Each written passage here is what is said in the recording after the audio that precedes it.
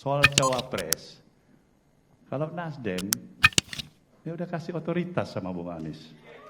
Syederalun, Ketua DPP Partai Nasdem Willy Aditya menekankan bahwa belum ada keputusan mengenai calon wakil presiden atau cawapres yang akan mendampingi mantan Gubernur DKI Jakarta Anies Baswedan pada pemilihan presiden atau Pilpres 2024.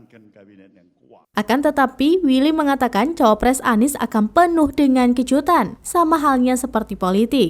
Willy menjelaskan dalam memilih cawapres tidak hanya dilihat dari elektabilitas atau faktor elektoral dari tokoh saja, akan tetapi ada variabel-variabel kualitatif di dalam menentukan calon wakil presiden.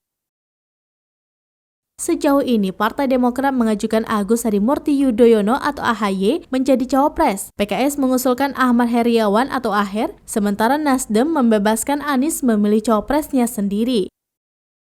Untuk diketahui, koalisi Nasdem, Demokrat, PKS masih belum sepakat mengenai siapa cawapres yang akan mendampingi Anies Baswedan di Pilpres 2024. Pertemuan-pertemuan tim kecil pun terus mereka lakukan untuk berkomunikasi mengenai hal tersebut.